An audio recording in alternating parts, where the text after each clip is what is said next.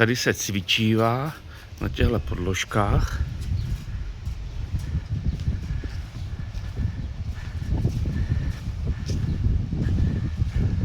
Tam je spa.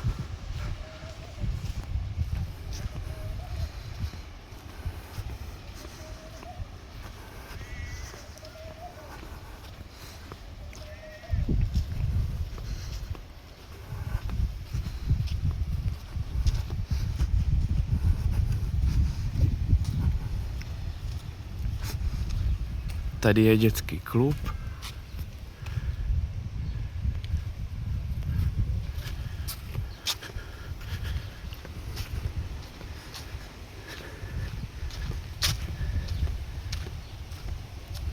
Ping-pong.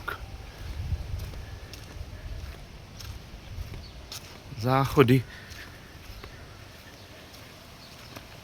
Šatna. Něco pro děcka. Lehátek není zase tolik, ale každou hodinu bylo vždycky nějaké bez problémů volné.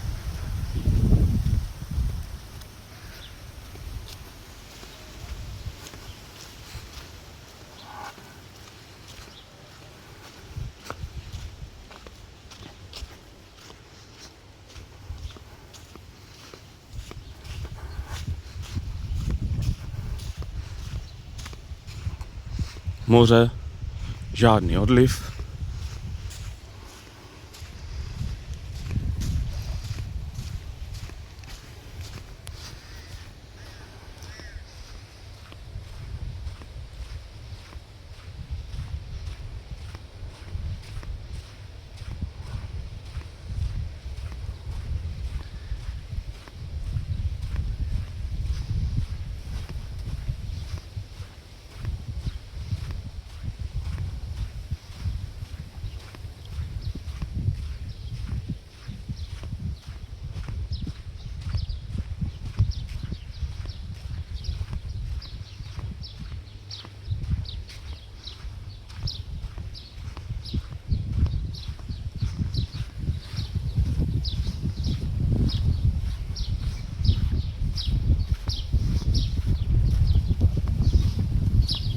Tady je takové posezení. Tady si můžete sami natočit zmrzlinu. Jo, tady to vypadá, že dřív bylo možná nějaké jídlo, nějaký oběd, ale to už dneska nefunguje. Tady vám udělají pizzu, nebo rohlík, do kterého si můžete dát párek, nebo nějaké maso se zeleninou během dne. A tady si kafe, pivo, nealko.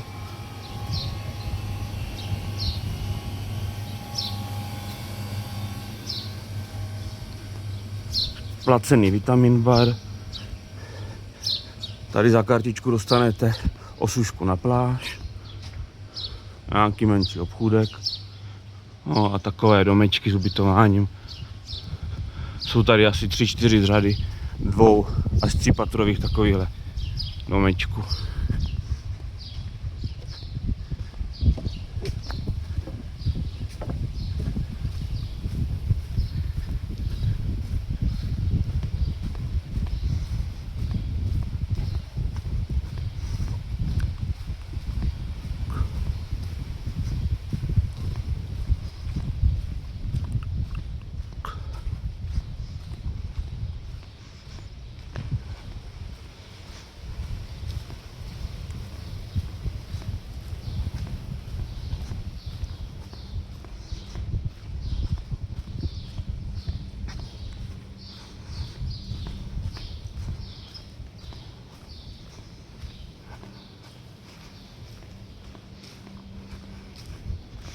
Jo, některé jsou v takovém stavu, že jsou prostě mimo provoz, tady vidíte vzadu.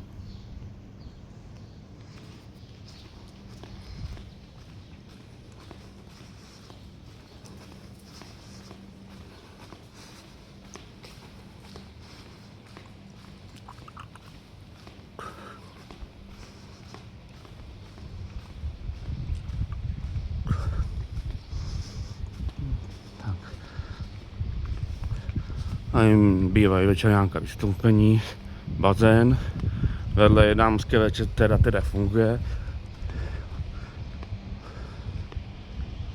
Tam je recepce.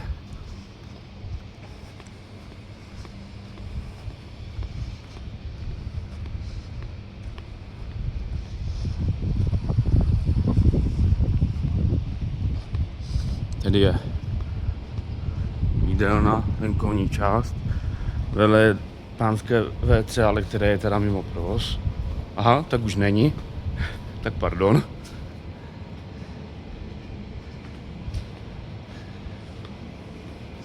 Tady si můžete nějaké pití, což patří i k té restauraci. Jo, tady je zase nějaký bar, takový menší.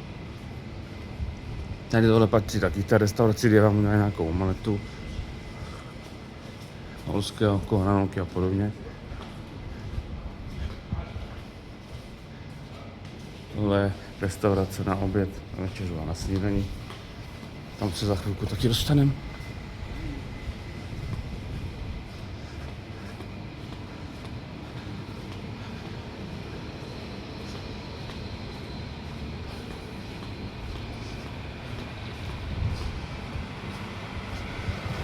No, tady je prostě posezení u recepce. No, to je ta restaurace na oběd, na večeřu. Tady je takový bar, kde se dává taky nějaké jídlo, nějaká brzká snídaně, jak vidíte tady. Je otevřený od 10 do rána, někdy do noci, s tím, že do půlnoci máte vše plnou vizi, tady máte ty časy.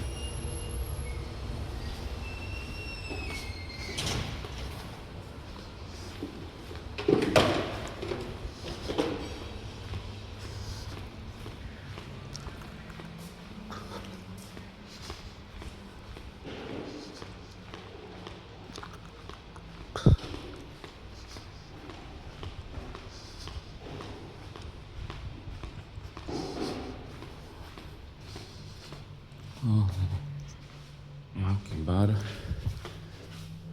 no, nějaký koleční mínka.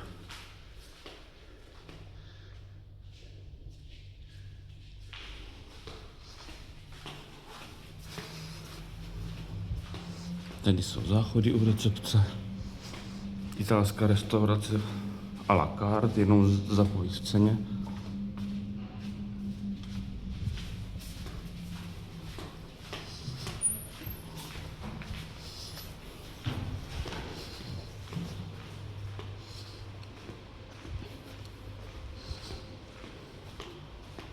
Recepce.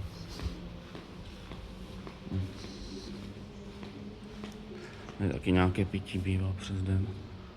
Mapa hotelu.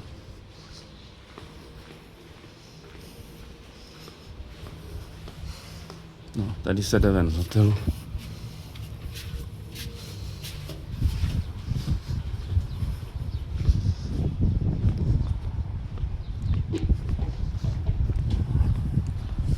Tady je zahrádka toho non-stop baru, jak jsem o něm mluvil.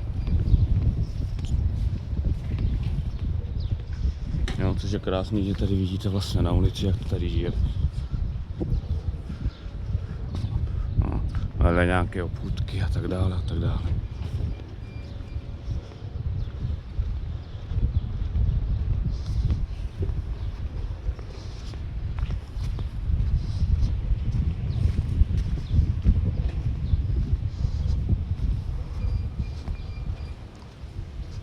No, je tu i bankomat hned vedle. No, to je asi všechno.